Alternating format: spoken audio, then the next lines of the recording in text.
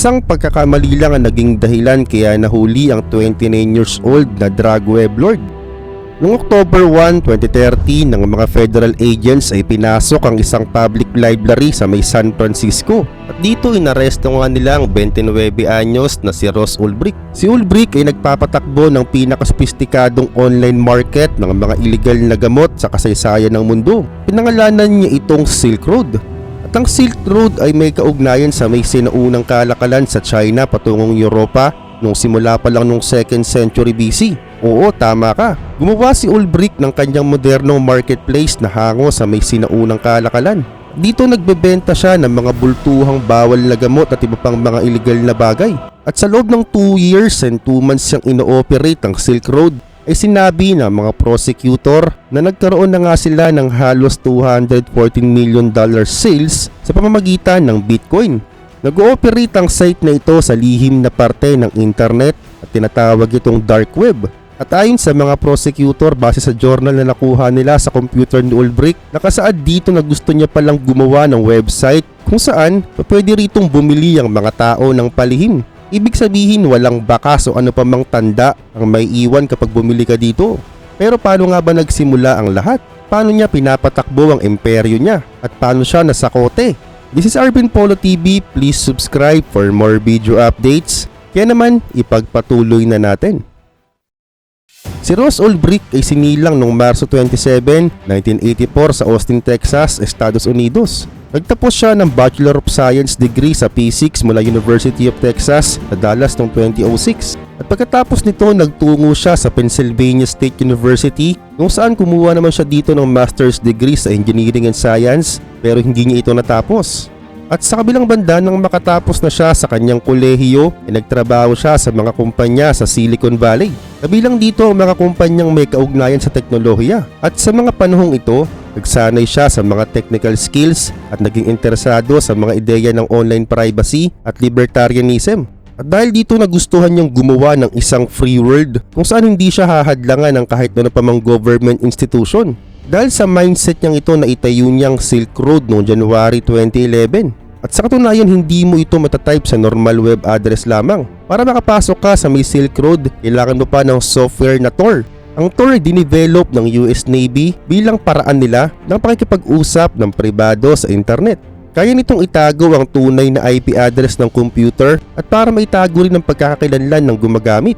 At kahit na gobyerno, hindi ito kayang i-trace. Ang Silk Road address ay punong-puno ng mga random numbers at letters na nagtatapos sa .onion.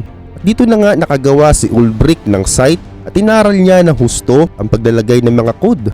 At nung kinailangan niya ng tulong ay humingi siya ng simpatsya sa Bitcoin Community Forum. At ito ang sinabi niya, "I'm looking for the best IT pro in the Bitcoin community to be lead developer in a venture-backed Bitcoin startup company."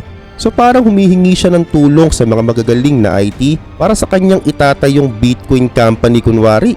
At naglagay pa siya dito ng email russellbrick@gmail.com. At humingi din siya sa kaibigan niya ng tulong na si Richard Bates. At syempre wala siyang choice kundi sabihin dito ang plano niya. At dagdag pa sinabi niya rin ng plano niya sa jowa niyang si Julia V. At isang araw may nakita siyang lumalagong kabute sa kanila at ito ang ginawa niyang unang produkto sa website niya. At sa kalaunan yumabong ito at nagbenta na nga rin siya dito ng mga Mary Jane, kokane, LSD, ecstasy, heroin at iba pang illegal. At naniniwala din siya na lahat ng mga tao ay kailangan ng self-defense kaya naman nagbenta na rin siya dito ng mga armas. Pero tinanggal niya rin ito sa kalaunan dahil baka magkaroon ito ng kontrobersya. At nagsisimula na nga ang negosyo niya ay ina-attract niya naman ang mga customers niya. Siya'y nagpasya na mag-post ng Magic Mushroom Forum at tinawag niya itong Shumery. Isa itong pagkukunwari na meron ng mga tao na nag-i-inquire sa Silk Road para mapukaw din ng ibang atensyon ng mga tao dito. Gumamit siya ng username na Altoid sa kanyang sariling forum at ito ang sinabi niya, "Tatagalogin ko na lang. Gusto ko itong bilihin pero gusto ko munang makita o madinig sa iba na kung talaga bang recommended ito." At nag-include pa siya dito ng link kung paano ma-access ang Silk Road. Kumbaga gumawa siya ng forum at siya din ang nagpo-post para ma-attract ang mga tao. Ginawa niya rin ito sa mga Bitcoin site, sa mga forum. Nag-open siya dito kung paano bumili at magbenta ng mga heroin. At dinescribe niya din dito, ang Silk Road daw ay isang anonymous Amazon.com. Medyo matagal bago merong bumili sa kanya. Para hindi isipin na isa itong scam, naglagay din siya dito ng rating system review stars mula sa mga nagbebenta at nabili, na parang kagaya lang sa Lazada at Shopee. At kapag nag-order ka na dito, darating nga ito sa bahay mo na nakalagay sa loob ng CD o di naman kaya DVD. At peke ang return address para di siya matunton. At ang mga seller naman o mga nagbebenta, nilalagay ito sa mga cardboard na meron pang printing letters sa labas para talagang mula talaga ito sa tunay na negosyo. Yun pa man noong 2011, si Jared Durr, isang Homeland Security agent, ay nakakita ng isang malinis na package na may printed address papunta sa may Chicago International Airport. At ang siyasatin niya ito'y naglalaman ng isang pirasong ecstasy at talaga namang kahina-hinala dahil kalimitan pinapadala ito ng bultuhan. At tama nga siya. Mamaya-maya lang may 2 hanggang 3 package pa ang dumating at ang lumaon umabot ito ng 50, 100 hanggang 1,000. At halos lahat ito'y nagmula sa Netherlands dahil nga ang lugar na ito'y notorious pagdating sa source ng mga bawal na gamot. At sa kabila nito, sa agent there ay binisita ang address na nakalagay sa kahon kung saan ito dineliver. At pagpunta niya rito, naabutan niya lang dito ang kasama ng buyer sa bahay. At sabi ng roommate ng buyer na nagmula ang mga bawal na gamot sa may site na Silk Road. Hindi pa naririnig ni agent there ang Silk Road, kaya naman nag-research siya dito. At nabasa niya nga dito ang article ng isang Gawker journalist na si Adrian Chen noong June 2011. At ito ang mga nakasaad sa article. Tagalogin ko na lang ulit. Kapag bumili ka ng kokane, babarilin ka. Paano kaya kung bumili ka na lang sa online na parang nabili ka lang ng bumbilya? Pwede na yun. Welcome sa Silk Road. At dahil dito naka-attract ang article na ito ng halos 3 million views. At naging mainit ito sa mata ng mga tao. At hindi lang mga buyers at sellers ang naakit dito. Salip pati ang politikong si Chuck Schumer ay napasabi na rin na kailangan ng i-shutdown ng site na yan. At dahil nga nasa spotlight na ang Silk Road, ang kaibigan niyang programmer na tumulong sa kanya noong umpisa, sinabihan na siyang i-shutdown na ang site. At pati ang jowa niya iniwan na rin siya simula nang i-launch ni Ulbrich ang Silk Road. At dito nga nagsinungaling si Ulbrich sa kaibigan niya at sinabing binenta niya na ang site sa ibang tao. At pagkatapos pumunta siya sa may Australia at tumira sa Sydney sa kapatid niya. At ang mga panahong ito may kumukontak sa kanya sa site na may pangalang Variety Jones. Si Variety Jones ay kanang kamay niya at isang real mentor para kay Ulbrich. Pero iba ang pagkakakilala sa kanya ng ibang tao.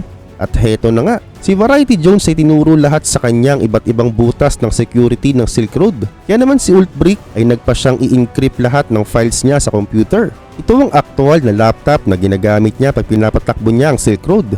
Naglagay siya dito ng kill switch kung saan ito'y automatic na mag-shutdown ng laptop. Hawak nga ang kill switch. At anytime niya gustuhin, pwede niyang i-shutdown ng computer ng mabilis kapag nakuha ito ng aksidente ng mga otoridad.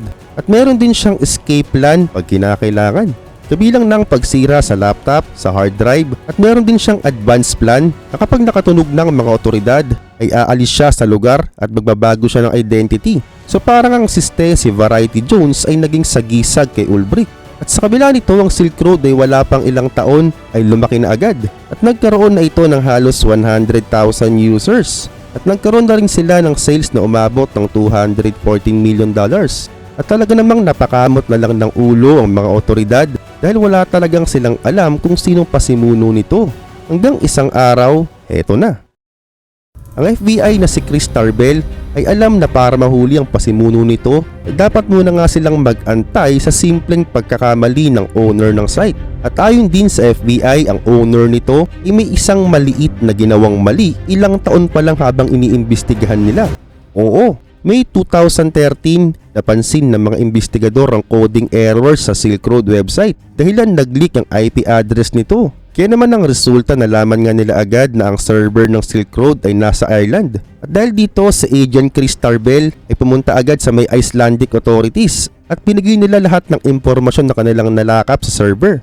Dahil nagtulungan na nga sila, na-access na rin ng FBI ang tinatagong data ng Silk Road. At nakita nga nila dito ang napakaraming mga transactions, mga logins at logouts. At dahil sa mga logins at logouts, pakonti-konti nagkaroon na nga sila ng clue kung sino nga talaga ang server o may-ari nito. At nakita nila na ang ginamit na pang-login ay may pangalang Frosty. At ang encrypted key na ginamit niya sa pang-login ay Frosty at Frosty. At huling na-track ng mga FBI ang login nito sa may San Francisco cafe gamit ang VPN. Nang pumunta kasi sa Australia si Ulbricht, bumalik nga siya agad sa may San Francisco para tumira sa kababata niya. So ngayon meron ng ideya ang mga FBI sa pangalan ng nasa computer at nag-focus na lang sila sa may San Francisco dahil nga doon nila huling nakitang nag-login ng server.